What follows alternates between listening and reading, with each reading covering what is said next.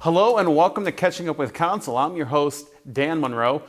Joining me today is a councilman who, in my opinion, has one of the best first names on council, Councilman Danny Kelly of Ward 11. Councilman, welcome to the show.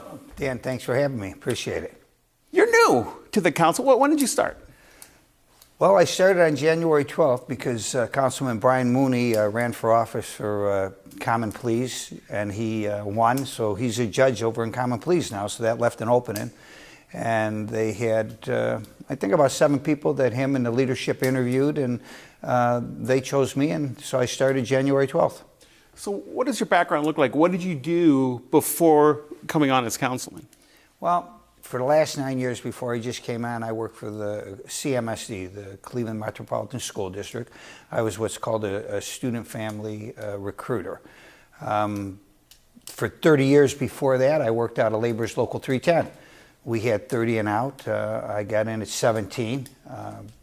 My father, God rest his soul, passed rather suddenly, and so I went to work. But the man upstairs was looking out for me because at 47 I was able to get a little pension and try and do something else. My wife, once again, God bless her, she's passed, had the demons and whatnot, and I raised my 4 children, 2 boys and 2 girls, 4, 6, 7, 8 on my own since they were that 4, 6, 7, and 8. So going over to CMSD wasn't that big a thing. I'd been a mom so long and interested in the children. I thought maybe it just might be my way to throw back. I know a lot of what our ward needs. I mean, I used to have to get up at 4:25 a.m. in the morning, get myself ready, get the kids up one at a time, because they look each other in the hallway, they're going to kill each other, okay? I know that. They had to be at the sitters at 6 a.m. because I started at 7. So they had it pretty tough too, you know, and like I say, I work in construction, work in skyscrapers. I can walk a beam 60 stories in the air, and I can do a mean French braid. French braid was harder. Okay, my girls never give me credit for my braids. But it was just sort of a transition. When I got over to CMSD, I thought it might be my passion job. I might be able to help. I know about getting up early and finding child care. And when you work union construction, it's feast or famine. And you know, when you have to leave the job site, we don't get paid. There's no personal days or nothing. So if one of the kids was sick or something happened, so I'm representative of my ward in the residents of my ward of that too. I just kind of know how it is, and you know how to go. And every 6 weeks, the grocery stores change, and you buy what's on BOGO. They're just things like that, you know. Cars breaking down, having to take the bus, you know, one income, not a steady income, raising 4 kids. It just took a little bit of grit and a lot of prayer. I like that, yeah. But so now let's look back to January when you started on council. Sure, you have the labor part, you have in the CMSD part.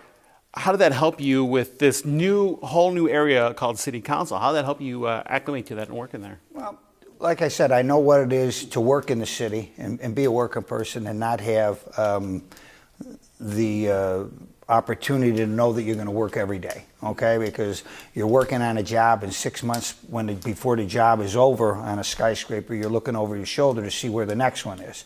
I've never worked on a skyscraper when it's been built and they said, Kelly, sit in the lobby and we'll pay you. You know, so you're going to be on unemployment at one time or another, which doesn't equal your paycheck. So you're used to surviving. I think a lot of people in my ward, that's what they're used to doing, you know. And we're all looking to make lives better for our children. So most of the extra stuff I did was on behalf of my kids. So I think that doing that, the work-wise, the raising the children, working at the schools, and meeting people throughout the whole city. It wasn't just Ward 11. And the different challenges that they face and the different needs of our students, I think it really helped.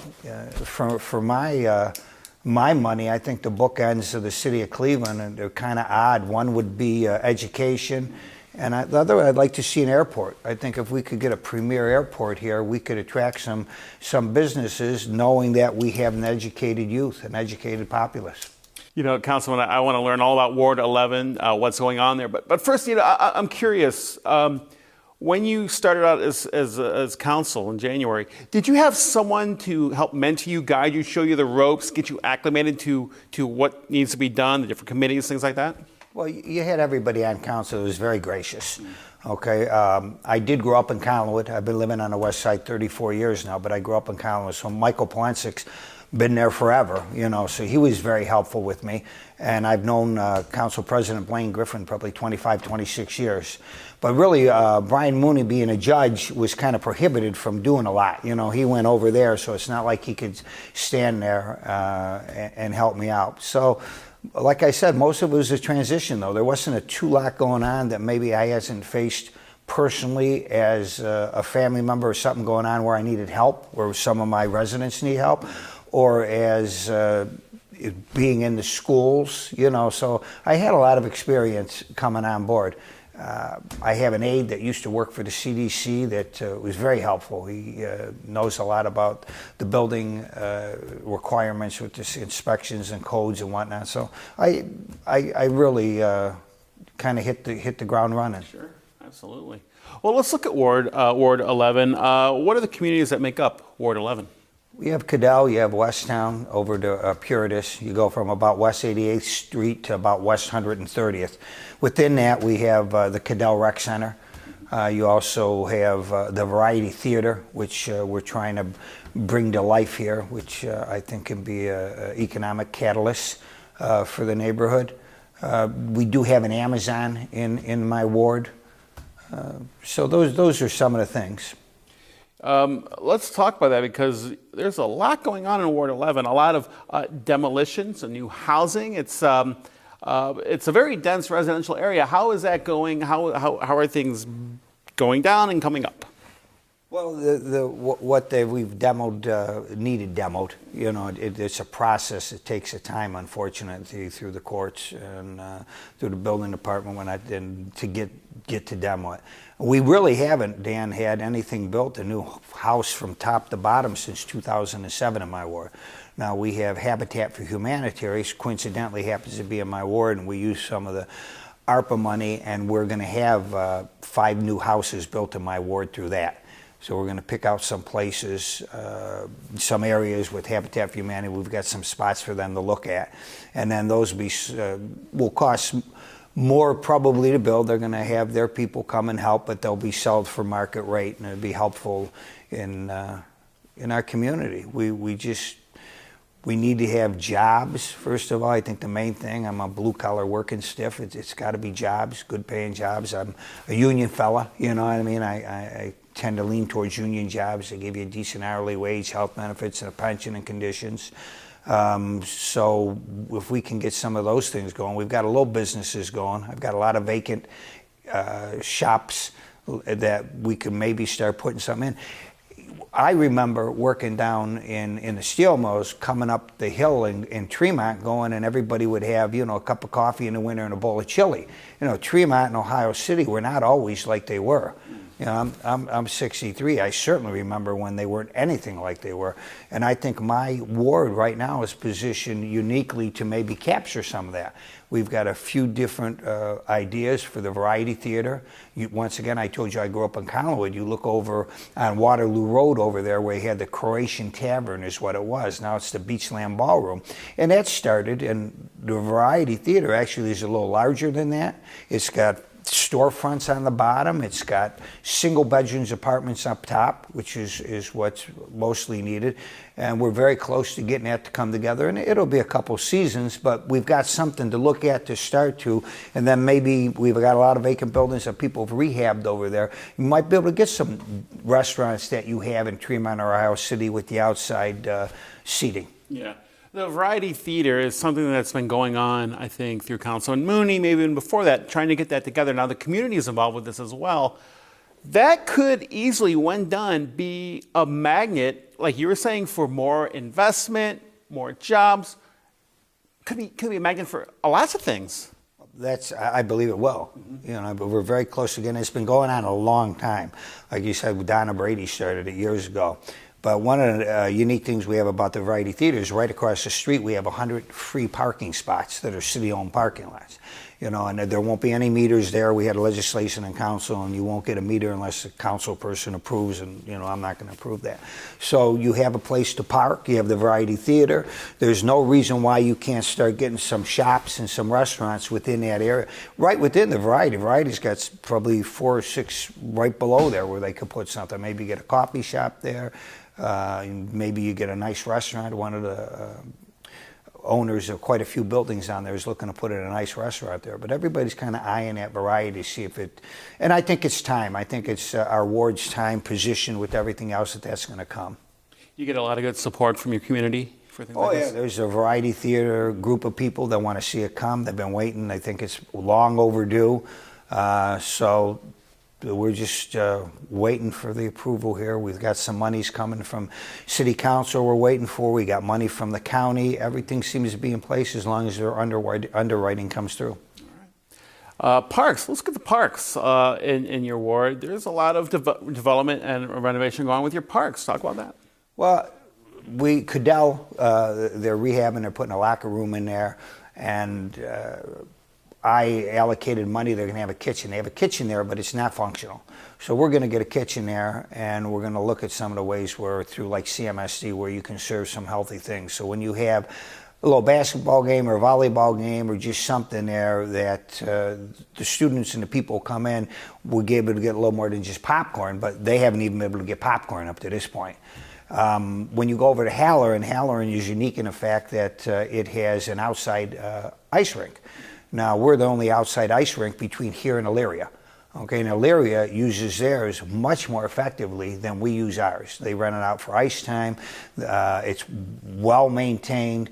We have a roof leakage problem there, which is probably going to cost $1,600,000, which they are going to do. They're going to fix that. And then we have the rec center people. I don't know if it's called the Zamboni or exactly what they run it's a littler one. They run it to do that. What I'd like to do is get somebody professional in there to keep that going all the time. It would take away from having to use one of our rec centers, you know, and I could probably use discretionary money from casino money at the time, but it could be self-sufficient. I know Elyria rents out theirs at $350 an hour for ice time. And there's a lot we could do with that ice rink if we get rid of the leak, because you got bumps there. And besides that, we're going to have the soccer, we're going to have a little soccer field there. We have tennis courts, 2 tennis courts in the soccer. USA Soccer is coming in, and they're going to put in a soccer thing there. Next to that, we're going to have pickleball, and then we're going to repave where the basketball goes over there. So there's a lot going on with those areas there for the kids. We have a large grassy area over there, and kids are playing soccer out there and whatnot. So, yeah, it's all about, to me, it starts and ends at the kitchen table. Okay, and some of that is extended with families. When you go by there and you see a bunch of people, grandparents and parents, watching our kids play and being there, that's what we need to do.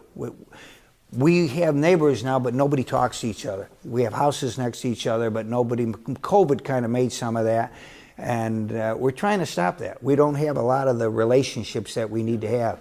In my ward, I have 3 CMSD elementary schools, 1 CMSD high school, 1 Catholic elementary school, and 1 charter elementary school.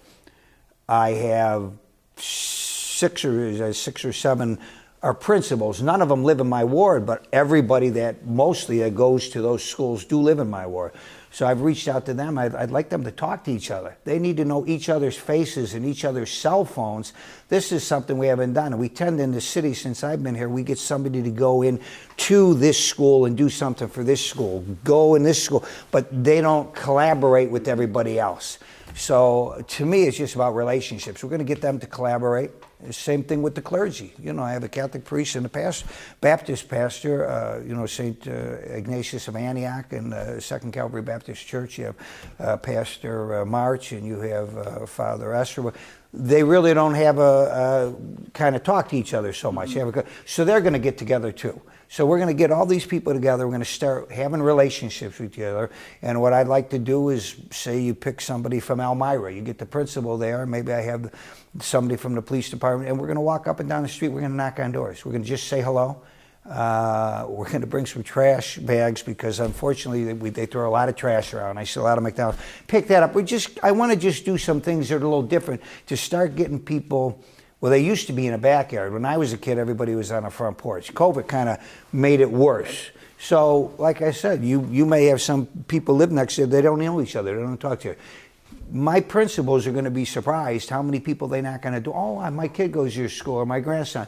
And they just start having that relationship. I want one principal from the CMSC school, I don't care if it's a Catholic school, where they all want to be able to call each other, to be able to say, hey, something's going on. So that's some of the things I want to try and do that I'm bringing here. I like that. And almost like an open community plan. Come on out. Good things can happen when people meet, shake hands, and get to know their similarities and their differences, and just get to understand each other. I think really good things can come of that. It will. They will. You know. What are some of the biggest challenges now facing Ward 11? I know you hinted on some of them. Let's talk about some of the big ones. Well, one of the big challenges, and we kind of are successful about it, is you had the Interstate 90 East, where cars have been coming off there, and when they come off, they come right off to West Boulevard, and you actually have 3 houses right there. And you have a guardrail up in front of the one house that's the main straight house there, and that guardrail has been ran into 44 times. Now that exit ramp has been there since 7, 8, or 7, coincidentally 44 years. Mm-hmm. So, I mean, at least once a year somebody's going to. You have the other 2 houses on the other side, and cars and trucks have gone right into the living rooms of these houses. All these years, we've been able to get nothing to do. And the one woman that's in the one main house that she's just getting her porch fixed now because a truck ran in the living room. She's a local 38 electrician. I call her Union Sister because I'm a Labor's Local 310 guy.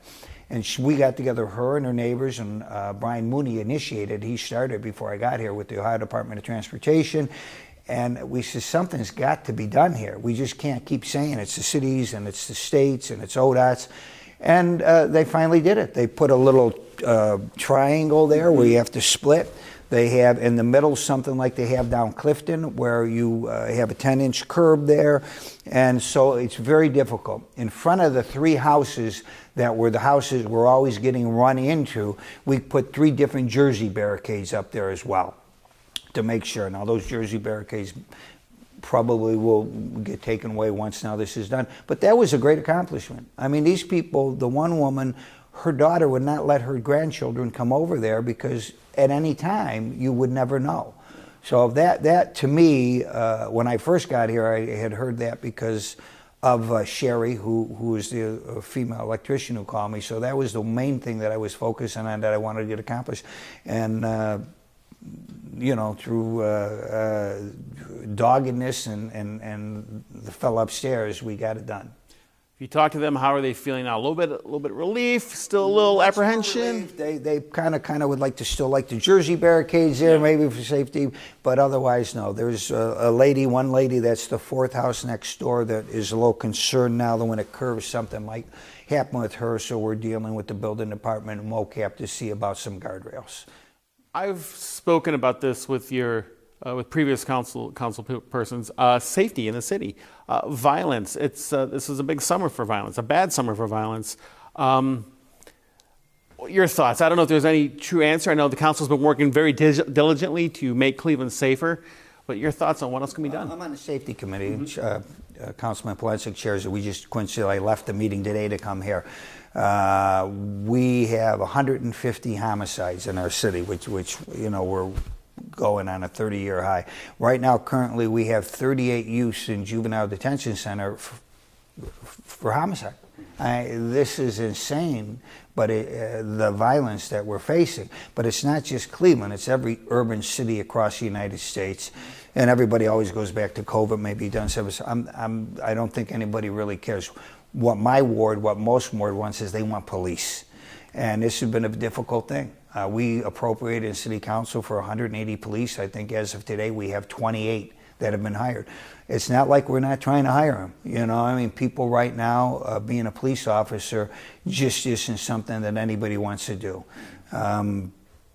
So now, and with that, we have to get, like I said, relationships. You know, we don't have that many. I don't even know if I have one a block club. We need to start doing some of that. We need to start looking out for each other. That's part of a relationship with, I'm talking about the clergy getting together, the schools getting together, everybody just knowing the face and the cell phone number. And, hey, had something happen here, do you hear? We don't have the police right now. We're trying what we can do to get them to see, but until we get them, we're going to have to be creative, and we're going to have to speak up. You know, the biggest problem is our youth that see things, they don't want to snitch. You know, they call it snitching. Somehow we've got to make them understand that, you know, for our neighborhood to be safe, people have to make it safe. And part of that is talking.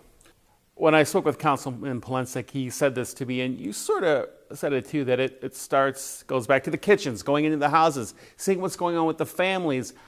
How can, you know, and how we can go in there and help out if there's any issues, or find out what the problems are inside the home. You agree with that? Working with the families? Absolutely. Like I said, to me, I'm very blue collar. It starts and ends at the kitchen table. Unfortunately, a lot of our parents are single parent households. You know, they're working more than one job because, like I said, we don't have the jobs we used to have when I was growing up. We used to have United States Steel, Republic Steel, Jones and Logan. Grew up in Collinwood. You had Collinwood Yards, Reliance Electric, Heat and Axle. We had all these jobs where really you could graduate from high school and get a great paying job with health benefits. And you didn't have to have, you know, you could work there 40 years and get a pension. A lot of that is gone. Everything's become a little more high tech. You know, I'm a 45-year member of Labor's Local 310 of the Union Building Trades. We're dying for people. It's not a glorious occupation. You know, nobody wants to run an 80-pound jackhammer for 8 hours a day in 88 degrees weather or the snow or the rain. But, you know, when I was at CMSD, I tell the kids, I said, Mr. Kelly raised 4 kids on his own with that union book in his back pocket and got a pension of 47. I may as well be Yoda to them at 47, you know? But I think the biggest problem is when I was trying to, as a student family recruiter, I was in the houses all over the city. A lot of these students don't have somebody in that house that they see wakes up in the morning at 6 o'clock, puts work boots on, jeans, and takes a thermos and walks out the door. Until they start understanding that once they graduate, they have to get a job and work for a living and do something, and that this could be a good livelihood and a proud livelihood. We're not going to get too far. You know, like I said, we need to educate them, and we need to bring some companies in here. A lot of the jobs that used to be dirty, they're not anymore in the factories. The steel mills are still going. You know, they've automated. You know, so you need to know your math, and you need to the basic foundations of what school does for our students is you have to be there punctually every day. You got to be there on time. You got to be there every day. That's the same thing on a job site. If you're not there on time, if you're not there every day, you're not going to have a job. I like that. You know, that's why it's so good for you to have that labor background and the education, so you can show the kids how those two go together and how they work hand in hand. And you can also show them there is hope for a brighter tomorrow if you put in the legwork. Absolutely. You know, one of the schools I'd ask all the kids, hey, who's here going to, go to college? They all raise their hand. Who's here going to live in a city, or where you're going to live? Oh, they're going to live in Buenos Aires. They're going to live by, okay, who here has never been tardy? No hands go up here. Who here hasn't missed a day? No hands go up. Who here, is getting straight A's? You want to be a veterinarian, I mean, that's hard. It's harder than a doctor. You got to be able to spell it and then do it. I said, listen, you can be whatever you want. We have Say Yes. We have all these opportunities. But you got to put the work in. And sometimes I think that they just don't have that basic unit surrounding them that they see when they're not in that 6.5 hours of school of putting the work in. So difficult when they get back into, I grew up in Collinwood. It's hard to get out. Yeah. Let's refocus here now. You're at your office. The phone, I'm sure, is always ringing. When you talk to your constituents, what's the most common question, common concern, common complaint that you usually get? Well, it's for now. Or probably all the time. It's going to be basic services. up until this point, now the grass has stopped growing, it's been grass cutting. And we have a lot of houses that are not homeowner homes, and you have a lot of people that own multiple homes, and they're not that great of landlords. You know, the tenants don't feel it's their responsibility to cut the lawn, or they don't have a garage with the lawnmower in it to even do it, and it's up to the homeowner, and they just don't do it. And you try and get a hold of them, and it's very difficult. That, potholes, when there's snow is there, it's snow. They're looking for basic services. When they see something, you know, they want to know if they can get help with your utilities, just basic services. Yeah. How do you like to stay connected with your constituents? I see you have a newsletter here. Yeah, I brought one out, and we have the newsletter. And if there's something that I don't know where you show it, but if there's something that they need, you can call. There's information in my newsletter that comes out. You can call the Community Development Corporation, Westtown. They can help you for social services, for grass cutting, for anything. We coordinate very well back and forth, and then it's just being out in the community. Just. If I'm out there talking to somebody, or if I'm out there somewhere, I always say hello, how you doing, how's it going? Being in the schools is another big thing. You have a lot of kids in our schools, and a lot of them live in our neighborhood. So just being there, so that when you happen to be knocking at the door, I'm up for election in November, and when you're knocking there, you run into somebody, oh yeah, my child said he saw you at the school or outside the school or something like that. So that's another way. It's just being visible and caring. You got to care. It's easy for me. I raised them 4 kids, and I needed help. A lot of times you felt like a penny waiting for change. You don't really have a lot, so you need to be creative as to what you do, and just keep your spirits up. So I'm good at that with my constituents, because I've been there. Yeah, I think most people do know how to get a hold of you, but if not, where can they go? At the website at least, right? Well, they can go to the City Council website and look at that. When I do knock at the door, most everybody's got my cell phone, but there's a City Council website. You go on Ward 11, and I think my picture's there. You plug on that, and that'll give you the information. Everybody gets the Ward 11 newsletter in their mailbox, you can look at that. I have a Community Development Corporation that's just mine in Ward 11, Westtown. You can call them, or beep at me on the street. A lot of people do when I'm driving around. Sure. I mean, once you're in the community as a councilman, you're a councilman no matter what you're doing. People can come up and wave to you, honk at you, say hi. That's it. You get called all day and night, for raccoons. I got a call 6:20 a.m. the other morning because the lady next door starts her car and it bothers him because she heats it up for 10 minutes before she leaves. So you have to just take the calls and, be honest when you answer. Someone who's watching right now who may be from out of town or not too familiar with Ward 11, what's something they should know about your set of communities? Well, I think we're on the rise with the Variety Theater and doing some of the things we're doing with Ohio City and Tremont. Unfortunately, there's not anybody going to Google anything to see much about a Ward 11 yet. Yeah. Okay, we're intending upon changing that. But like I said, at one time, Tremont, nobody knew anything about Tremont or Ohio City. Look at downtown. I worked skyscrapers downtown for 30 years. If you would have told me that you would see school buses downtown, I would have said, no way. You probably have over 20,000 people downtown, and you have a high school and elementary schools. So it's changed. Downtown has become a neighborhood. Yeah. And that wasn't the case at one time either. All right. Well, Councilman Danny Kelly, I want to thank you so much for joining me today. We learned a lot about you, a lot about Ward 11. We do know that Ward 11 is shooting up, headed for the stars, and I can't wait to see everything that happens. So you're going to have to come to Variety the first show. We'll have you there. I would love to be there. Councilman, thank you, and thank you for watching Catching Up with Council. I'm your host, Dan Monroe. We'll see you next time.